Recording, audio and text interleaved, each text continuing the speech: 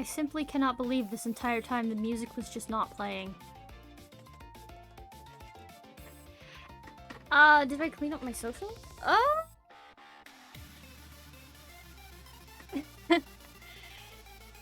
Anyways, welcome in. I am pleased to have, yes. We'll see how educational it is, cause, I don't even know if my mic settings are okay, cause I don't remember any of the filters I used to have on it. But I will try my darndest. Oh my god, it vanished. Where did it go? Why is it gone? Hold on. That's wild. Oh, that's not what I want. There we go. Anyways, yes. Hello, it is I. Oh, that's weird. I'm not used to seeing the movement be so fluid. I'm actually creeped out a little bit. Anyways. I know, right? What's happening? Welcome in, welcome in. Welcome to my stream, and we are gonna... It has ascended. Today, I'm going to start a little tutorial series. It's fine. I'm gonna start a little tutorial series on how to make a VTuber from the very start to the very end, starting with how to actually draw one. I know some people might not want to draw one on their own because it is a lot of work, and I understand that. It's a lot of work, I should know. I made mine. But even if you don't want to draw it on your own, these are some good things to keep in mind so that you can figure out how exactly you want to design your character. And design can start out really easy, really simple. In fact, we're gonna doodle some design stuff right now. I want to see 2 models on your PC. Oh, I don't know. Alrighty, so first things first, you're gonna make a new canvas. Now, this is going to sound insane, but when I'm making a VTuber model, typically the canvas size that I use is going to be a solid 8,000 pixels by 11,000 pixels. That sounds like a lot. You would be surprised, sometimes I need more. But the bigger the canvas is, the higher the quality of the model that you can make. Like, for example, mine. Let's use mine as a nice little example as soon as I find my mouse. I can zoom in really far on this without there being any issues. Like, look, I'm just gonna dominate the screen. Wow! Look at that quality. Look at that quality right there. Look at me. There isn't a blurry line in place. Isn't that insane? It's great. My wings cut off a little bit because the camera be wonk. But still, in the end, very high camera quality. Ew. Hee hee. I gotta shrink myself again so I'm not in the way. But yeah, by using a canvas that is very large, if your computer can handle it, then you can actually get a really high quality model. Now I do recommend keeping in mind what your computer can handle, because if your computer cannot handle such a large canvas, I would not try it. It's always fine to start out with something smaller. I wouldn't recommend zooming in super far. Like, see how small my model is? I could have made it on a smaller canvas. I just wanted the ability to super zoom if I ever wanted to. So, the goal of the stream... Actually, you know what I should do first? I should probably actually set up the canvas. Okay, to continue setting up the canvas, I never have the base paper color as white because it can strain your eyes a lot, actually. And so I always have it as like a slightly off-white or grayish color. It also helps with color selection because some colors don't look natural when compared to such a pure, bright white color. So like, for example, I make this canvas, it's kind of a grayish color, you see? And it's not that bad on the eyes. I personally like to sketch in purple, but that actually doesn't matter. You can sketch in whatever color you want, because I used to sketch in blue, I used to sketch in red. Eventually I'll probably have covered every color of the rainbow, but for now it's purple. So when we're talking about design for a VTuber model, you do want it to be visually interesting, but there are plenty of VTuber models out there that have really simple designs and still work very well, so it just depends entirely on what you want. For the tutorial today, we're going to be focusing on how to draw, which will have me going off on tangents all the time, since it is also how to make a VTuber. Starting with design is just the simplest thing we could do. Now, this is going to be real easy for all of you non-artist people. Simplest way you can work out design is stick figures. I know that sounds insane, but trust me when I say it's entirely possible for you to design with something as simple as stick figures as the base. So, like, you know stick figures. Everybody knows stick figures. You just go in, and first of all, I'm gonna name this. Take my wings. I'm gonna name it. See, look at that. I named it design. I'll turn my wings off later when they turn them off. I'll put them away. If for later when we have like a bunch of layers, because you do need a bunch of layers to make a VTuber model. So, my table is so far away. Come hither, I need you close. Okay. So, what we're gonna do is, we're super zoomed because we don't need that much canvas to actually do design. So, circles. A very important part of every art thing ever. Circle. If you can't draw a circle, I use Clip Studio Paint, just to specify. I don't know the specifics of other programs, but a lot of programs have this. You're not sure you can draw a circle? I'll give you a few tips for what I do. First of all, you can already tell this isn't exactly a proper circle at all. So what I do, sometimes I draw multiple circles until I see one that vaguely looks circle-ish enough. And then it's like, it's circle-y enough, you know? That's one thing I do. Other thing you can do, which is honestly the simplest thing in the world, is if you pop down, good God, everything's changed. If you pop down, you can go into these little tools on the side here and you see ellipse, that's a circle. So, first and foremost, you probably wouldn't want it to be so small. But if you use it as a base, then you can just go back to your little sketch tool and sketch over the top of it. No one is gonna blame you for tracing, and you don't have to be perfect because, you know, it's a sketch. Sketches are meant to be messy. Now, other thing, which we're gonna use the nicest circle for, is if you want to actually put features on it, you would like map out where they would be with lines here. One, you know, obviously one eye would be on this side, one eye would be on this side, blah, blah, blah. But for now, we're going to use one of the... Actually, we'll leave those there. We're going to use one of the messier circles here. Actually, no, we're not. I'm lying. We're going to make a tiny circle, and we're going to use a stick figure. Okay. So the one thing you want to keep in mind is... stick. Now, so when you make a stick figure, you don't want it to just be line straight down stick, arm out to side. That is how most people do stick figures. But if you're trying to gradually get to a point where you can draw actual figures, you don't want the arms and legs to be that way. What you want to do is right here, you're going to make a little line, right?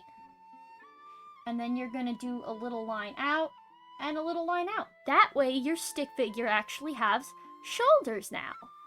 And you're going to do the same thing down here for the legs. And then your stick figure has a waist. The more lines you add, the more stuff you can make. So, like, if we use this one and go, okay, this is how I want my model to be standing.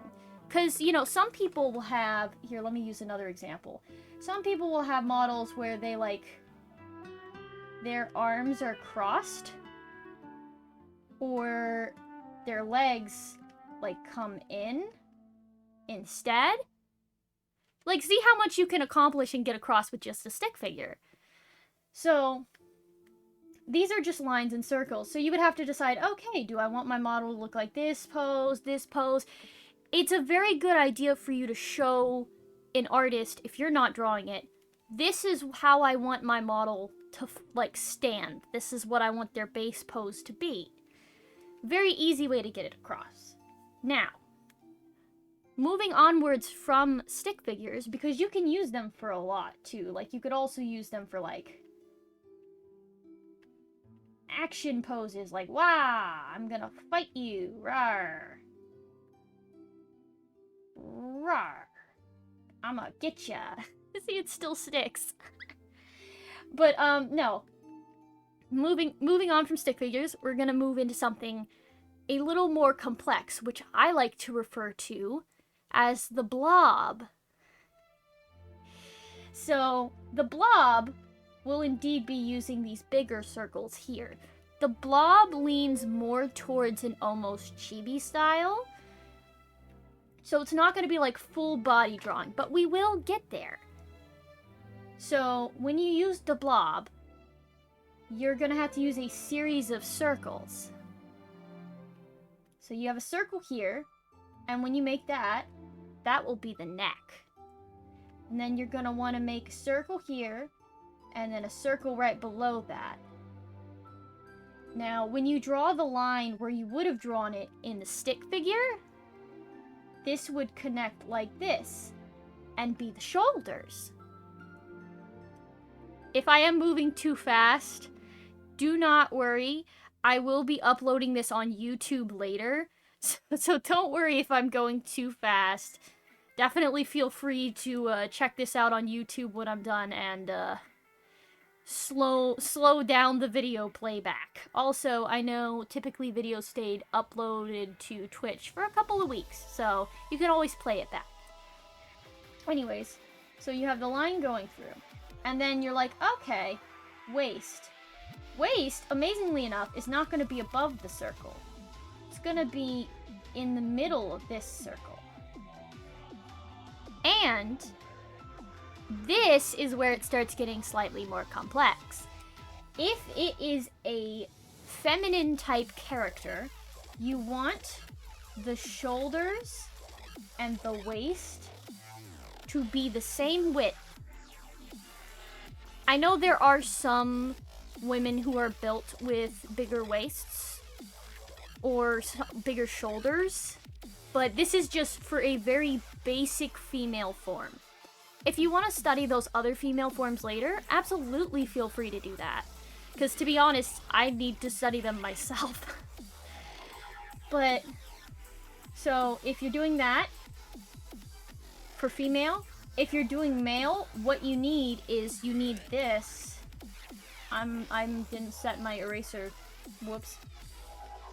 Okay. What you would need is you need the line to not match up. You actually need it to be more in. However, the character I'm designing today for the tutorial is indeed going to be a feminine character. Or feminine presenting. So, matchy. From here, very easy. If you're doing feminine, you bring in the torso, just line in, line in. You can kind of like follow the circle down to the point where like the circles connect, like here. And this is going to be like where we make the waist. And you bring the line out, and the line out. And you have almost like a wonky hourglass. Like it's not quite even, it's just kind of there. And to make the rest of the waist, following the line here, just bring that one in, and bring that one in. You have a very basic feminine figure.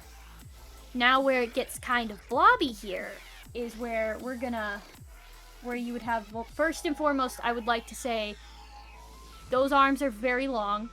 I would not normally draw them that long. I fudged up, but you know what? That's okay.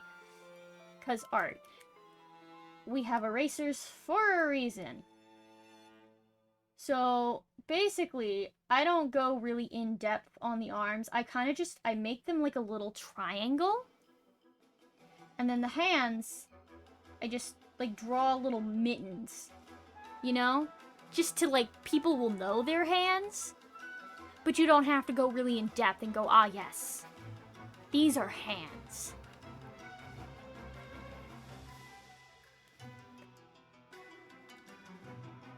I had to check something, I'm sorry. Okay, moving on. Legs. Legs are kind of gonna work the exact way that the hands are.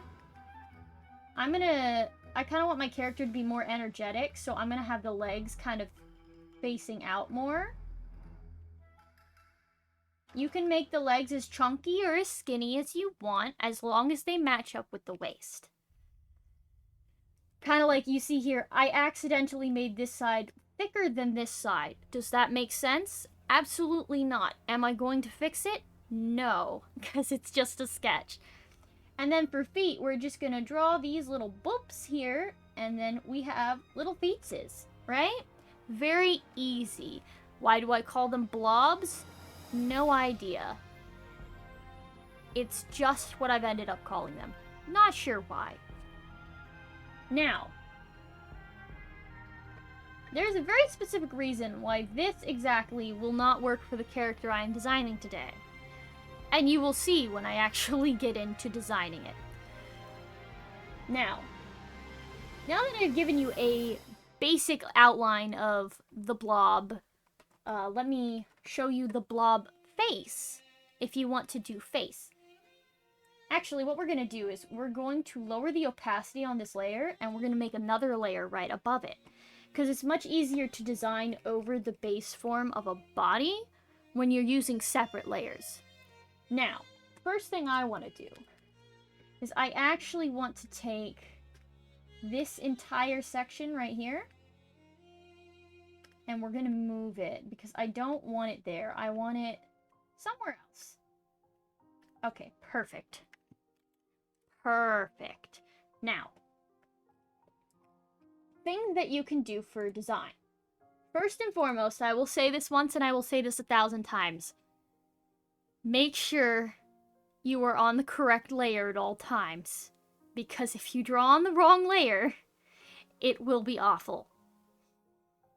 Trust me, I know from experience, it is truly horrendous. Now, moving on to what I was talking about. So, if you want to use the stick figures, you can call it lack of talent, but I prefer to say lack of experience. If you have lack of experience with drawing, then you can practice with these stick figures, but also you can slowly add on more complicated elements as you get more and more comfortable with drawing the stick figures. Like, let's say you want to give the stick figures very simple clothes. That's easy to do. So let's say, okay, the character I'm designing is a girl. I want the girl to have a skirt. Okay, well, here's the waist. So you would draw the skirt. Short skirt, long skirt. It's very easy to, like, change that. So it's like, oh, you want a long skirt. Oh, you don't want a long skirt. Oh, you want a pleated skirt? Easy. Just add a bunch of random lines. That will get the point across. Anyone will look at that and go, yes, that's a pleated skirt. Now, you want to make it plaid? You just do lines across too. Boom. You got a plaid skirt. Very easy. Now, what I'm doing, and how I'll do this as an example, the character design I was going for, where, blah, blah, blah, blah. I have references somewhere. Never draw without a reference. It's always easiest with reference. Okay, so the character design I was going for, we had a shorter skirt. Where's my...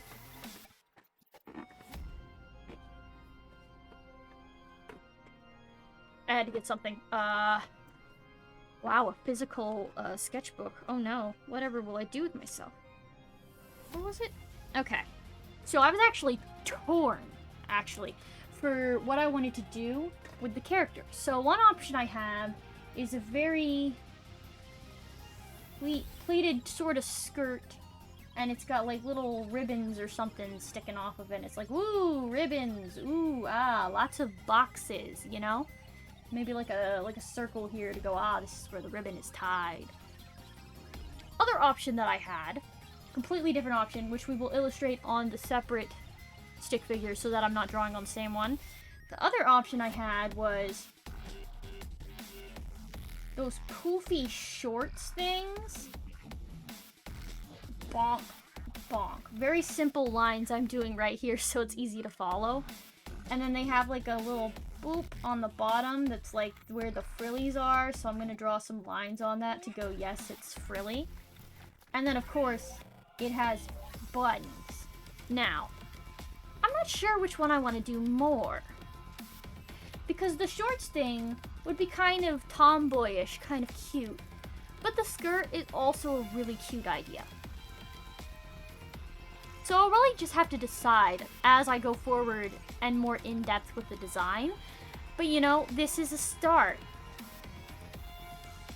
Now the other option that I had, which was for the top, because you will have to draw a shirt eventually. For the shirt, I have a weakness, right, for like crop tops. So I was thinking about doing... Okay, so let's say we do a little crop top here, where it like goes up to the top here, where the shoulders are.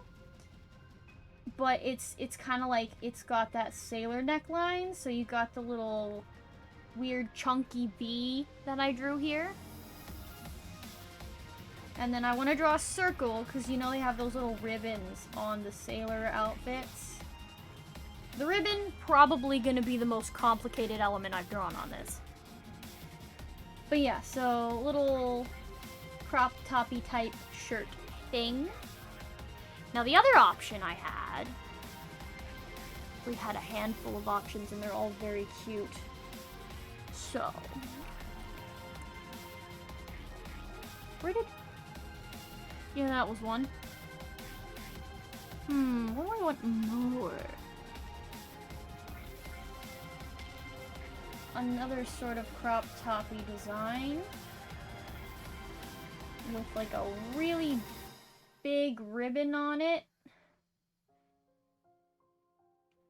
and then the neckline is like a little box thingy where it goes boop in the middle, and I want it to be really flowy, so I'm gonna put a bunch of random lines to go, this is flowy. Hi! I'm doing a really basic art tutorial. If you couldn't tell by the stick figures.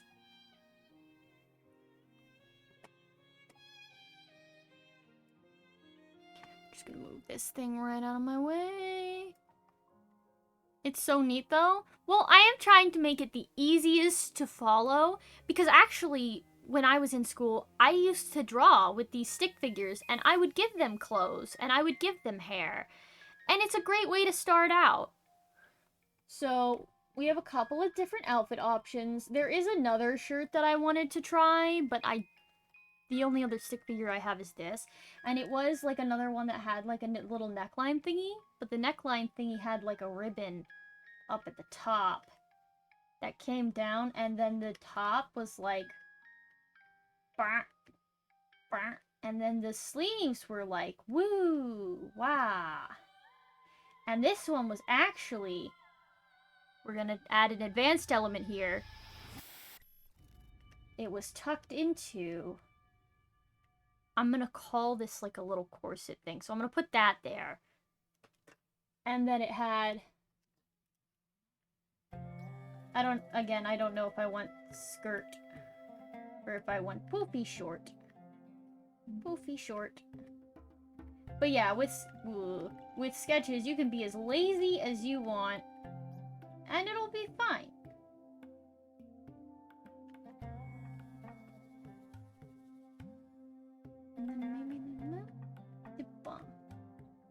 Anyways, that gets the point across. The little poofy shorts are so cute. Yeah, I was thinking I could do poofy shorts as like part of a tomboyish thing. Maybe I'll combine elements from all the different potential tops and bottoms.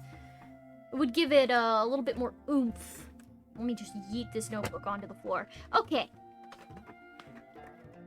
Because that's another thing. You can also sketch it out traditionally instead of digitally. And then if you are commissioning an artist instead of drawing it yourself, even the smallest little sketches will help them understand a little bit more about your character. Personally, I also love getting like little written stories about characters. It makes me happy. Okay, let's see. Okay, so moving on from stick figures, we are now gonna go to the blob, where I'm gonna reveal this secret as to why all the tops are crop tops and why I said that the arms wouldn't work for the character I'm designing for this tutorial. So, we're just gonna import my reference image for this character right now. Aw. I don't have an import button.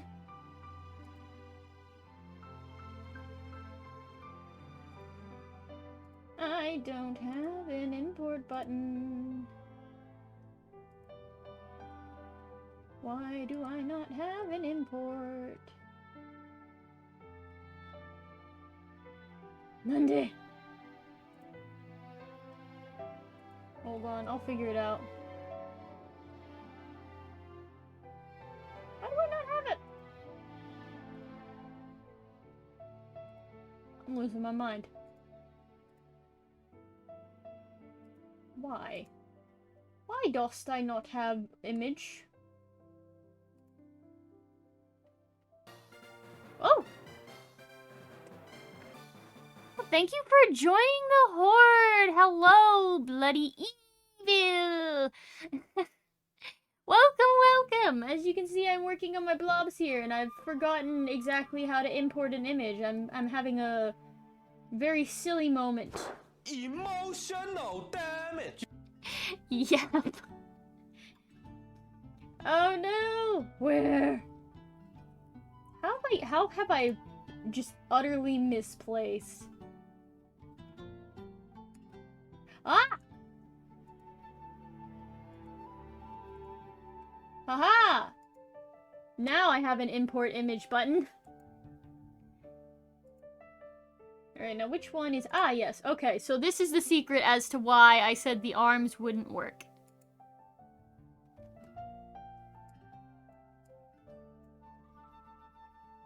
Because the arms are wings.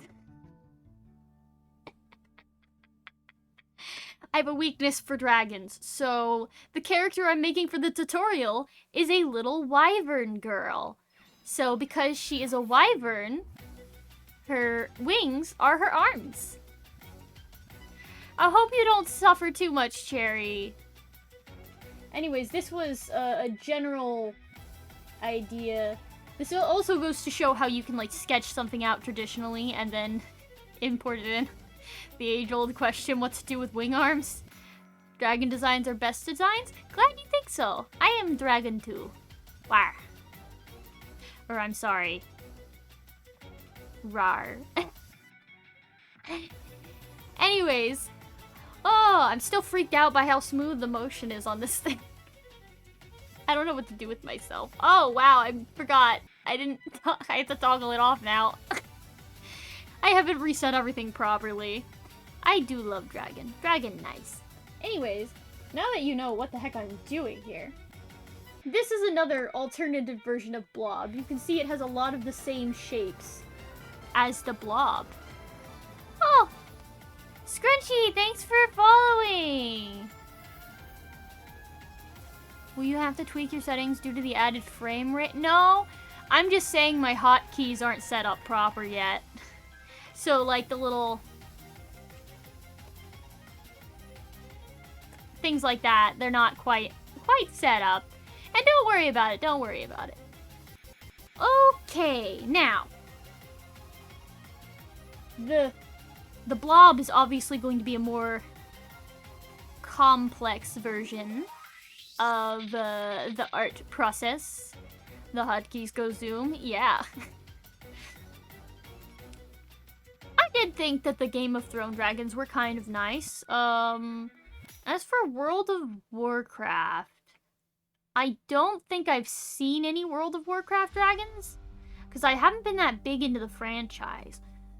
But I generally like all types of dragons. Like, for example, my favorite type of dragon is amphitheres, which typically you see more with South American type dragons, like Quetzalcoatl, which I might be butchering that word, but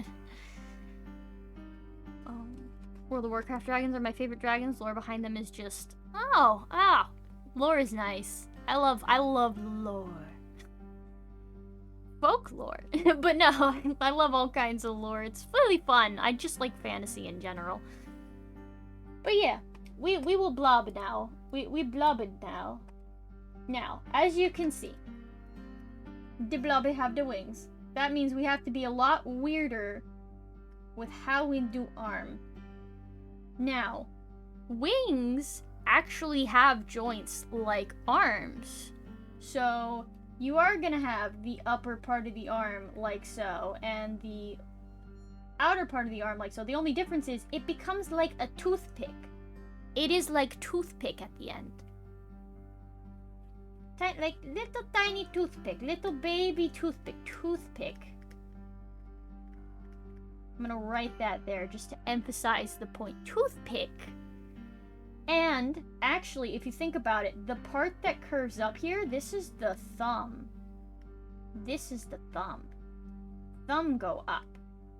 And then other fingers, you have one finger, and they're very long fingers.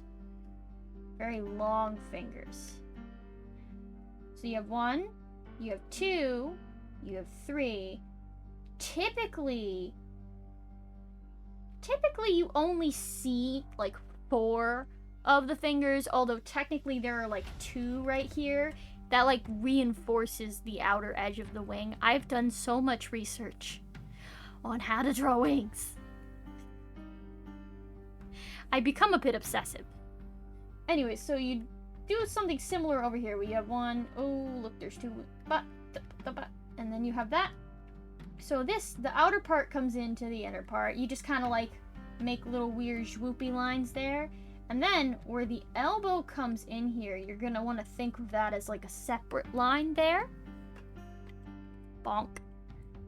And then you swoop into that separate line. And that one actually swoops into the back here. This is how wings theoretically work.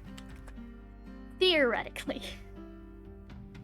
This is still something that I'm practicing myself, so I do think that this is a good start, though. You can also use this for all sorts of different sort of bat-like designs, whether the wings are smaller or if you're just trying to make some kind of very steampunk-esque flying machine that looks like bat wings but is made of cloth. Have I thought about this before? A little bit. Have I done anything with that idea? No. Anyways, moving on. This is actually, we're gonna consider this like connecting in and like connecting to the spine here. And then little tail. We must have tail. Tail can just be squiggle. Tail can be squiggle. We are gonna put a little point on the end though, because wyverns supposedly have little poisonous barbs on the end of their tails. So that's gonna be the barb. This squiggle line. Very easy. Very easy line. Now, as you can see, oh no, we've drawn in the middle there, but that's okay. Oh my god, I almost dropped the pen. But that's okay, because that is what the eraser is for. However, I would recommend that if you can like manage it without mentally overwhelming yourself, to just leave the lines as it is, because it's much better for you when making a VTuber model to have the design set up in such a way that you can see even the parts that go behind. Don't mind me, I'm just putting on a jacket. You get arm. Okay. I lost my pen for 5 seconds, but I found it. I almost need to attach a glowing light to this thing, I swear. Anyways. Now, before we go on and we do anything like clothes... Oh, hold on. Before we do anything like clothes, we're going to talk about something we haven't talked about before, which is the face. The blobs are going to have a very basic face design. Super simple.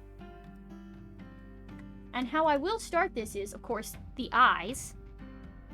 So for the blob, typically for the nose, it wasn't doing pen. I figured out what was wrong though. Okay, typically for the nose, I just do like a bunch of little lines. It gets the idea. Or like I'll just do a little shaded spot, but for now we're just gonna do the lines. And for the mouth, it really depends on expression. You can accomplish a lot with just lines. Like for example, smile, cute, simple. Frown, cute, also simple. If you want to have mouth open, you could do a little O. You could do a little triangle. I like to opt for the triangles. Bangles are cool. Little arm bangle. Oh yeah, I have my little arm bangle. Hee. Yeah, so because I'm doing a kind of more energetic character... No, that's not it. I like to do a little... Can you please? Oh, my stabilization sucks right now. Hold on. I have to fix it. Much better. Okay. I like to do a little heart-shaped mouth for the energetic characters. Because I find it really cute. And then you could do like some little blushy lines. But you're gonna make sure the little blushies and the nose and the mouth are all underneath this top line here. So that they look natural on the face. If it was above, things would just look a little bit awkward. Now the next part, the eyes, really simple. Circle. Oh my god, not that way. No. Bigger circle. Bigger circle. Nah! Everybody messes up. Okay, we're good. I just needed to zoom out to get a sense of the perspective here. Okay, so we do some circles. They're more like ovals in this case. Have you saved recently? Absolutely not, but we are just in the design stage, so it's fine. So, you have these little circles for eyes. Something you can do is, if you want to change the mood of the character, you can change the shape of the eyes. Like, for example, if I go in here, and I just erase this top part of the eye, the character has a completely different vibe now. You can also do something like that where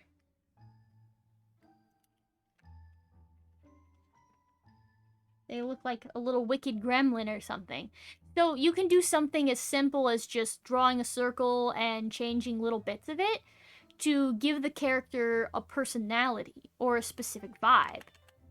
Now I will say, if you go over here to the little stick figures, you can also use like little lines to give the stick figure personality. And look, the little stick figure has a face now. You can also do eyebrows if you want, because eyebrows are just lines. Or little blush marks, because again, it's just lines. But very, very simple expression. I will say I don't quite... I'm sorry, I'm a perfectionist. You'll have to forgive me sometimes. Just, it's a stick figure. I don't need to be that fixated on it. But yeah. So simple face. Slightly less simple face, but still gets the point across. You can also, if you want to be really extra, do a little curve up. So like, oh, there's an eyelash. It's just another option you can have. Now, because Cherry brought it up, I will say it. I just gotta save it in the correct folder.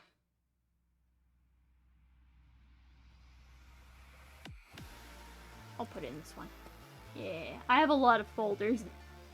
I like to be as organized as possible.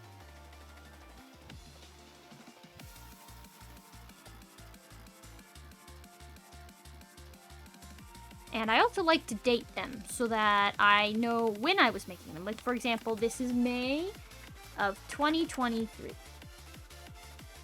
Okay. Now, at the top, you can... Well, no, you can't see it yet. Okay, you can see here it says Wyvern Vtuber May 2023. It helps me keep track of things a lot better. Hi! Look at how smooth this is. It's insane. Okay. Moving on from face. Actually, I do need to, like... So, one thing I was gonna do with the little Wyvern girl is just gonna... kind of thicker eyebrows. I just thought that would be nice. And now we go on to the hair, which can be complicated. I am a big fan of just the drawing random lines and seeing what I vibe with the most, but that could go any way at all. What you want to do is, first thing you're going to do is, you're going to identify a part of the head, and this is going to be the part that all the hair comes from. All of the hair is coming from here. So, like, if I swoop down, it comes from there. And then I can just draw some more lines to kind of get an idea. Sometimes I'll draw a line in a different way because your hair doesn't always go all the same directions. Now, I'm a fan of floofy, kind of semi-curly hair, so my hair designs can get very complex. But you definitely just draw a bunch of random lines. They're mostly going to be like this kind of shape if you want it to be curvy. Or if you don't want it to be curvy, you can do boxes for a more straight hair look. I can give you examples once I'm done sketching this out. Because I want it to like kind of floof out a little bit. I want it to be nice and woof.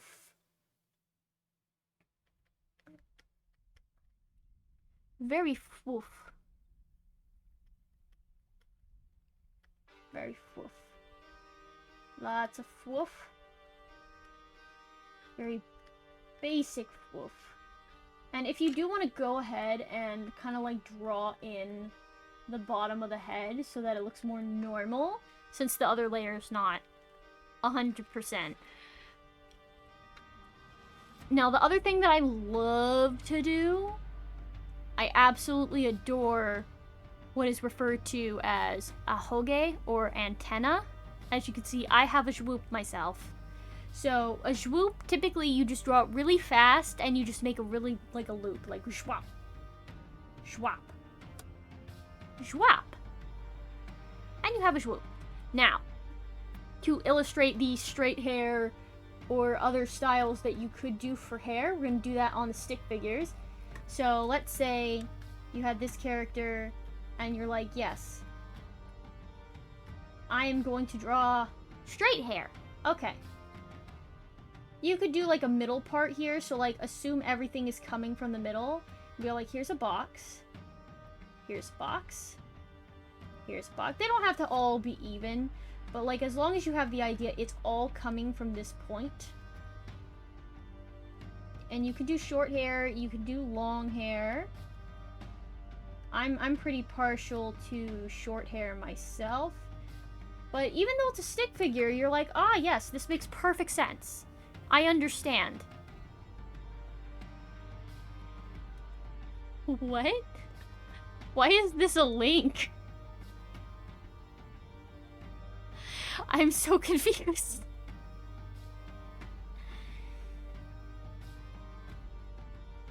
And then, of course, you can do the alternative. Yeah, I could tell it just happened. That was very odd.